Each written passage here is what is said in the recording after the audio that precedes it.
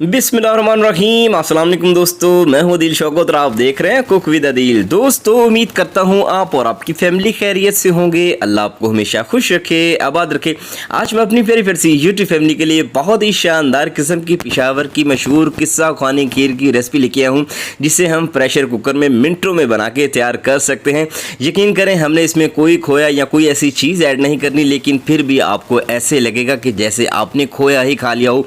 इतनी यमी, इतनी delicious recipe है कि जब आप इसे पहली ही बार में बनाएंगे तो इंशाल्लाह मैं आपको आसानी के साथ समझाऊंगा। आप पहली ही बार में परफेक्टली इसे बना लेंगे। तो मुहर्रमुल हराम भी है तो इसमें बनाएं और इसकी न्याज बांटें, इंशाल्लाह आपको ढेरों सवाब होगा। वीडियो के दौरान मैंने बहुत सी बातें आपसे शेयर करनी है, बहुत सी टेक्निक्स शेयर करनी है, तो वीडियो को स्किप किए बगैर देखिएगा। इंशाल्लाह आपको रेसिपी देखने का मज़ा आ जाएगा। तो सोचिए खाने में कितना मज़ा आएगा। तो चलिए बिस्मिल्लाहिर्रहमानिर्रहीम। दोस्तों, यहाँ पे 150 ग्राम हमने लिए हैं चावल। आप कोई भी चावल ले सकते हैं, टोटा चावल ले लें, साबुत चावल ले लें, बासमती ले लें या फिर कर्नल साहब के चावल ले लें। ठीक है, चलें। 150 ग्राम है जिसको मैंने 1 घंटे के लिए भिगो के रखा। इसका पानी आपने गिरा देना है, क्योंकि 3 से 4 बार मैंने पहले भी इसको धोया है फिर भर के रखा है। ठीक है, चलें, ये पानी गिरा देंगे ताकि इसमें स्मेल ना आए चावलों की ज़्यादा, इसलिए जो है हमने इसको गिरा देना है पानी को। और अब हमने इसको प्रेशर कुकर में ऐड कर देना है। 150 ग्राम चावल हैं, इसको आपने जो है मैनेज कर रखना। जितनी मैंने चीज़ें बतानी है आपने उतनी ही ऐड करनी है। ठीक है, चलिए खंगाल इसका ऐड करेंगे। 1 कप पानी का हो गया, ये हो गया 2 और ये साथ में हो गए 3। ठीक है, अब इस रेसिपी में 1.5 लीटर दूध हमने यूज़ करना है। उस 1.5 लीटर दूध में से हमने यहाँ पे 1.5 कप दूध का लिया है और यहाँ पे इसको ऐड कर देना है। ठीक है, और ये हाफ बाद में ऐड किया। चलें, अब हमने जो है इसको लॉक लगा देना है और इसके बाद विसल रखेंगे। पहली सीटी आ लेने के बाद आपने जो है 6 से 7 मिनट का इसको प्रेशर कुकर लगाना है। याद रहे, इससे ज़्यादा आपने नहीं लगाना। चले, दूसरी तरफ हमने लिया है ब्लेंडर का जग और इस तरह के पापे। ठीक है, इसको हम रस कहते हैं आपकी ज़ुबान में, कई लोग पापे भी कहते हैं। आप दुनिया के किस मुल्क से मेरी वीडियो को देख रहे हैं, आपके मुल्क में या आपके शहर में इसको क्या कहा जाता है, पापा, पापे या क्या, आपने बताना है मुझे। ठीक है, चलें, हम इसको रस कहते हैं। ये एक रस है 10 ग्राम का, तो मैंने 5 यहाँ पे ऐड करने हैं, यानी 50 ग्राम इसमें रस जाएंगे। तो आपने जो है अगर छोटे साइज़ के हैं तो उनका वज़न करके आपने ऐड करना है। ठीक है, चलें, यहाँ पे 4 सब्ज़ इलायचियाँ ऐड कर देंगे। आप चाहें तो इलायची पाउडर भी ऐड कर सकते हैं या इनको कूट के भी ऐड किया जा सकता है। चलें, अब यहाँ पे हमने लेना है बुनियाद का ड्राई मिल्क पाउडर और ये 26 ग्राम का जो पैकेट आपको मिलता है ना, वो वाला आपने लेना है और ये एक पूरे का पूरा जाएगा। इसमें से कोई भी चीज़ आपने स्किप नहीं करनी, थोड़ा सा भी नहीं निकालना, पूरा पैकेट जाएगा। और साथ में हमने जो है 2 कप दूध यहाँ पे ऐड कर देना है। टोटल इस रेसिपी में 1.5 लीटर दूध यूज़ हो रहा है, उसी में से ये दूध हमने निकाला है। ठीक है, चलिए अच्छी तरह से ब्लेंड करके इसको साइड पर रखेंगे। अब हमने यहाँ पर प्रेशर कुकर चेक कर लेना है। तो लीजिए, शानदार किस्म के चावल हमारे फूल चुके हैं, गल चुके हैं और इतने ही आपने गिलाने हैं। ठीक है, बहुत ज़्यादा जो है ना आपने यहाँ पे इसका हलवा सा नहीं बना देना है, इसको मलिया वेट नहीं कर देना, यहाँ पे इस चीज़ का आपने ख्याल रखना है। चलें, अब ये देखें जी, इसके आधे चावल जो हैं हमने लेने हैं और ब्लेंडर में ऐड कर देने हैं और आधे बाकी इसी में फ़िलहाल रहने देंगे। उनका क्या करना है वो बाद में बताऊँगा।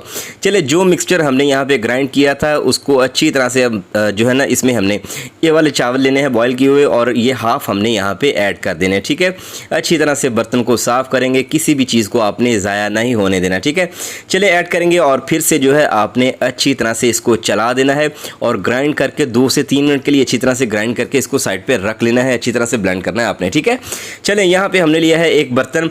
अगर आप चाहें तो प्रेशर कुकर में बाकी रेसिपी बना सकते हैं, लेकिन मैं बड़े पॉट में या बड़ी कढ़ाई में इसलिए शिफ्ट कर रहा हूँ ताकि आपको देखने में आसानी हो।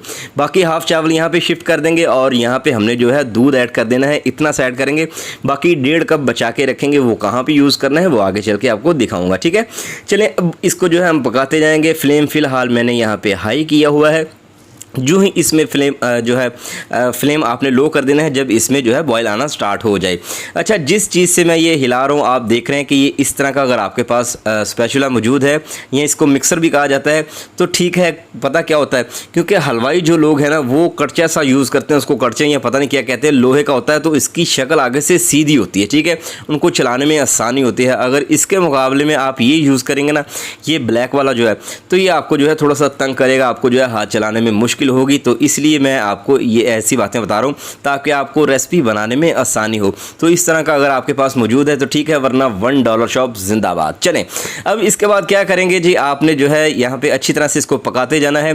तकरीबन इसको 10 से 12 मिनट के लिए पकाएंगे। इसका लेवल भी कम होगा और इसको वक्तन फ़वक्तन आपने हिलाते रहना है। अब ये फ़िलहाल नीचे नहीं लगेगी क्योंकि हमने इसमें चीनी ऐड नहीं की और ये इतना गाढ़ा भी नहीं है, ठीक है। तो इसकी आपने टेंशन लेनी, थोड़ी थोड़ी देर बाद इसको हिलाते रहना है और इसको आपने पकाते रहना है। चले, यहाँ पे हमने लिया है फ्राई पैन और 200 ग्राम चीनी है मेरे पास जो इस रेसिपी में यूज़ होगी। उस 200 ग्राम चीनी में से हमने 5 से 6 टेबलस्पून यहाँ पे इस फ्राई पैन में ऐड करने हैं और बाकी बचा के हमने साइड पर रख लेनी है। कब ऐड करनी है ये आगे चल के दिखाऊंगा। अब यहाँ पे हमने जो है 2 से 3 टेबलस्पून इसमें पानी के ऐड कर देने हैं और अच्छी तरह से फ्लेम को ऑन करना है और इसको हमने पकाना स्टार्ट कर देना है। जब चीनी पिघल जाएगी तब जो है इसको आपने हिलाना जुलाना शुरू कर देना है क्योंकि एकदम से ये पिघल के अपना कलर जो है चेंज करेगी। जब ये इस तरह से पकनी स्टार्ट हो जाए तब आपने फ्लेम को लो, वेरी लो कर देना है, ठीक है। दम वाली आंच पे ले आना है क्योंकि ये बहुत जल्दी जो है अपना कलर चेंज करने के साथ साथ जल जाती है। ये बातें बार बार हर वीडियो में इसलिए रिपीट करता हूँ क्योंकि रोज़ाना की बेस पे सब्सक्राइबर्स या नए दोस्त आते हैं तो उनको ये बातें बताना लाजमी होती हैं, ठीक है। वरना पुराने जो मुझे देखने वाले हैं, पुराने लोग मेरे दोस्त, उनको तो ये सारी बातें याद हो गई होंगी, ठीक है।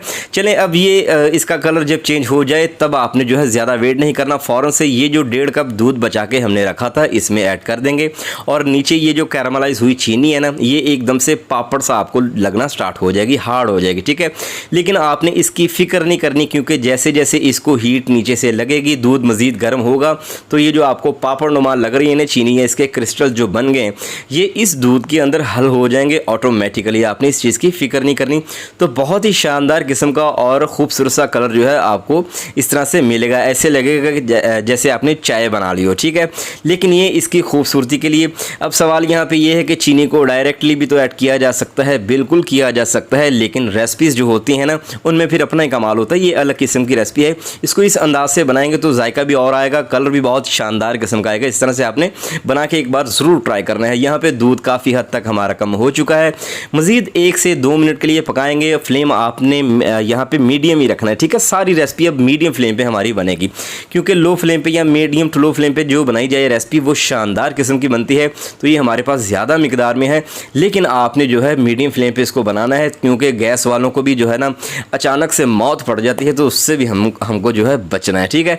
चलें, अब जो है अच्छी तरह से इसको पकाते जाएंगे। ये सारा जो मिक्सचर जो हमने ग्राइंड करके रखा था इसको ऐड करेंगे और साथ ही साथ जो है इसकी साइड्स को आपने क्लियर करते जाना है। बर्तन आपका ज़्यादा गंदा नहीं होना चाहिए क्योंकि इस तरह की चीज़ जब हम बनाते हैं, या हलीम हो या खीर हो, तो बर्तन ऑटोमेटिकली जो है साइडों से गंदा हो जाता है, लेकिन जितना हो सके इसको आपने बचाना है, ठीक है। चलें, अब जो है मीडियम फ्लेम पे इसको पकाते जाएंगे। अभी वो टेक्सचर नहीं आया जो हमें चाहिए होगा। ये सारी चीज़ें जो हमने इसमें रस वगैरह ऐड किए हैं, साथ में जो चावल थे वो सारे अभी कच्चे हैं, तो उनको हमने पकाना है। मीडियम फ्लेम पर पकाएंगे ताकि इसमें इन सारी चीज़ों का एक अरोमा सा क्रिएट हो और साथ ही साथ ये कि ये अपना एक जायका लेके बाहर आए, ठीक है।